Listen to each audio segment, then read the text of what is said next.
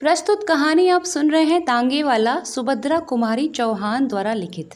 गर्मी की लंबी छुट्टियां प्रारंभ हो चुकी थी। मेरे कुछ मित्रों ने इन गर्मियों की छुट्टियों में कश्मीर जाना तय किया था और इस प्रस्ताव को सबसे अधिक समर्थन मैंने दिया। हम लोग जाने की पूरी तैयारी कर चुके थे कि अचानक यात्रा के 2 दिन पहले मेरे एक मित्र रामकृष्ण का एक आवश्यक पत्र आया। इस पत्र के अनुसार मुझे अपनी कश्मीर यात्रा स्थगित करनी पड़ी।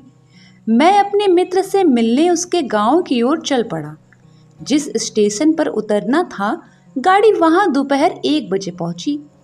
चिलचिलाती धूप, लू की लपट और कच्ची सड़क की धूल, मेरा गांव तक जाने का साहस न हुआ।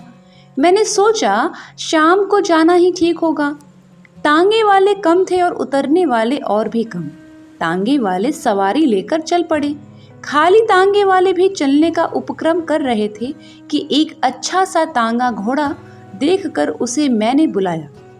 तांगे वाले ने आकर सलाम किया।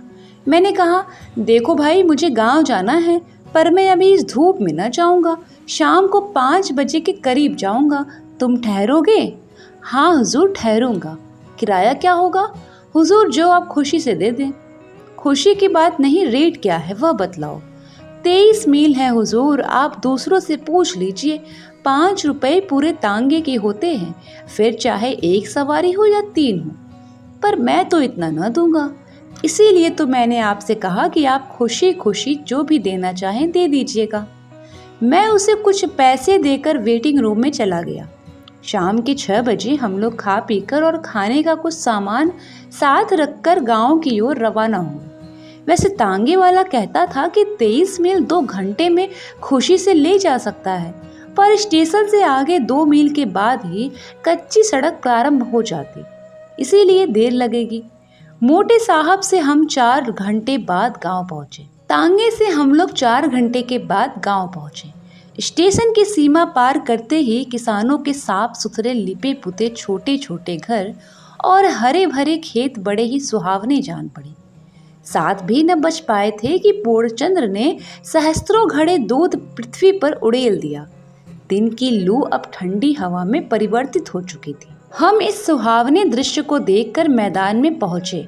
अब रास्ते में दोनों ओर खाली मैदान था। दूर पर एक आध पेड़ निर्जन में ऐसा खड़ा था जैसे किसी की प्रतीक्षा कर रहा हो।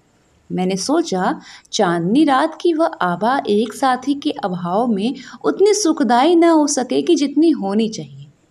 मैंने तांगे वाले से पूछा, जो धीरे धीरे कुछ गुनगुना रहा था, कि अभी कितने मील आ चुके हैं हम लोग? अभी हुजूर कुल 7 मील ही तो आए हैं। और फिर वह जरा जोर से गा उठा, हम फिर से वतन अपना स्वाधीन बना लेंगे। मैंने जरा सतर्क होकर तांगे वाले की ओर देखा। खद्दर का कुर्ता और गांधी टोपी उसके सिर पर थी। मैंने सोचा इसीलिए तो वह स्वाधीनता के गीत गाता है। मैंने तांगे वाले से कहा, कितने दिनों से तांगा हाँकते हो तांगे वाले? हुजूर, कोई 5 साल हुए हैं। किसी की नौकरी करने से ये अच्छा काम है। तबीयत हुई जोता, न तबीयत हुई बैठे रही। किसी की ताबेदारी नहीं, अपने मन का राज है। सामने चलकर नदी थी। नदी का पुल पार करते ही तांगे वाले ने तांगा रोक दिया। बोला, हुजूर, यहाँ जरा आराम कर लीजिए। नदी का पानी बहुत ही साफ और बहुत ही मीठा है। कहते हैं कि सन 57 के गदर में तात्या टोपे दुश्मनों की सेना को चीरते हुए। मुझे तांगे वाले के मुंह से इतिहास की कहानी बड़ी ही रोचक लगी। मैं जानता था कि आखिर इस तांगे वाले के मन में क्या है। मैंने पूछा, फिर क्या हुआ? और मैं तांगे से उतरकर उसके पीछे पीछे चल पड़ा। वह बोला, सन 57 के गदर में अगर हिंदुस्तानियों में एका होता तो पासा ही पलट जाता, पर तकदीर और फूट जो न कराए सो थोड़ा मौलवी अहमद शाह और तात्या टोपे सरीखे देशभक्त वीरों को भी हमी से धोखेबाज लोगों ने धोखा देकर दुश्मनों के हवाले कर दिया। खून खौल उठता है हुजूर यह बात सोचकर। मैंने पूछा, तुम पढ़े लिखे हो? तांगे वाला उत्साह के साथ बोला, बहुत कम हुजूर, हिंदी अच्छी तरह पढ़ लिख लेता हूँ, अंग्रेजी भी थोड़ी जानता हूँ। पर हुजूर, जब से 57 के गदर का इतिहास पढ़ा और यह जाना कि फिरंगी कैसे आए और कैसे फैल गए सारे हिंदुस्तान में, यह जाना तब से हुजूर बदले की भावना से रात दिन जलता रहता हूँ। सरकारी नौकरी इसीलिए नहीं की। मेरा बाप डीसी की अर्दली में था, मुझे वह जगह मिल रही थी। मैंने ठोकर मार दी। माँ बाप नाराज हो गए तो घर ही छोड़ दिया। तब से यहीं पर हूँ। यहाँ तांगा चलाता हूँ, पर तांगे पर किसी साले फिरंगी को बैठाकर तांगा न हाँकूंगा। क्यों? फिरंगी को न बैठाने की कसम क्यों खा ली है? सारे हिंदुस्तान में गदर के समय इन फिरंगियों ने क्या कम जुल्म किए?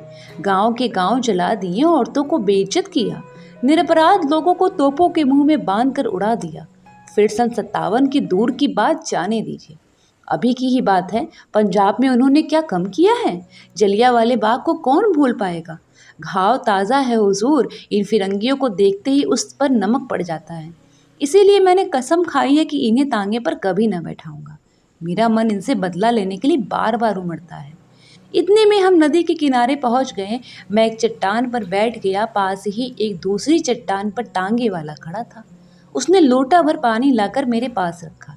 मैंने कहा, नहीं जी तांगे वाले, मैं तो नदी पर ही हाथ मुंह धोऊंगा। पर हाँ, तुम्हारे विचार तो क्रांतिकारियों जैसे हैं। तुम्हारा नाम क्या है? किसी क्रांतिकारी को जानते हो? मेरा नाम हुजूर रामदास है। किसी क्रांतिकारी को जानता नहीं, नाम सुने हैं, उन लोगों के जीवन चरित्र पढ़े हैं, पर उन लोगों में भी मुखबिर बनने वालों की कमी नहीं हुजूर। नहीं तो उन लोगों ने भी अभी तक कुछ कर लिया होता। महात्मा गांधी के सत्याग्रह आंदोलन में भी बहुत दिनों तक शरीक रहा हूँ। 2 बार जेल भी हो आया हूँ हुजूर, पर तबीयत नहीं मानती। मेरे अंदर से तो जैसे कोई पुकार उठता है, गदर सन 57 का सीन एक बार दोहराया जाए, इन फिरंगियों से कसकर बदला लिया जाए, तभी हमारा और हमारे देश का उद्धार होगा। मैंने कहा, हम निहत्थे कैसे बदला ले सकते हैं रामदास? सन 57 की बात ही और थी। तब हमारे पास हथियार थे, अब तो हम लोग बिल्कुल पंगु कर दिए हैं। हुजूर यही तो बात है, तांगे वाला बोला। हमने जबान खोली और हमारे ही भाई बंधु हमें गिरफ्तार करने पहुंच गए। हमारे ही में से हमें सजा सुनाने आए, हम ही में से हम पर पहरा रखने लगे। अगर यही सब एकमत होकर एक साथ काम करे तो हुजूर हथियार उठाने का भी काम नहीं। हमारा स्वराज्य हमारी मुट्ठी में। लेकिन 10 अगर सच्चे जी से काम करने को तैयार रहें तो 20 धोखा देने को तैयार रहेंगे। अगर हिंदुस्तानियों में एका ही होता तो क्या मुट्ठी भर विदेशी हम पर शासन कर सकते? तांगे वाले ने एक दीर्घ श्वास ली और हम दोनों उठकर नदी में हाथ मुंह धोने लगे। इसी समय बड़े ही करुण स्वर में किसी के गाने की आवाज आई। हम गरीबों का खुदा नींद में सोया होगा, हम गरीबों का खुदा। थोड़ी देर के बाद जिधर से गाने की आवाज आई थी, उधर से बिलक बिलक कर रोने की आवाज आने लगी। मैं चौंक कर देखने गया। तांगे वाले ने बतलाया, हुजूर एक पगली है, कभी कभी इधर दिख जाती है और अक्सर रात के समय गाती है, कभी रोती है, कभी हंसती है। कहते हैं सन 57 के गदर के समय सम्राट बहादुर शाह को जब कैद किया था और उनके शहजादों को मार डाला था, तब उनके महल में कुछ बेगमें कीमती जेवर इत्यादि छीन लेने के बाद दर दर फिरने के लिए छोड़ दी गई थी। यह पगली उन्हीं में से एक है। फटे कपड़े पर इस गरीबी में भी हुजूर उसकी चाल चितवन बातचीत सब शाही ढंग का है। वह मामूली औरत नहीं जान पड़ती। मैंने तांगे वाले से कहा, तुम उस स्त्री को बुलाओ, मैं उससे बात करूंगा। तांगे वाला बोला, वह किसी से नहीं बोलती हुजूर, न किसी की तरफ देखती है। कहाँ रहती है, क्या खाती पीती है, कोई नहीं जानता। कभी कभी यह नदी के किनारे दिख जाती है।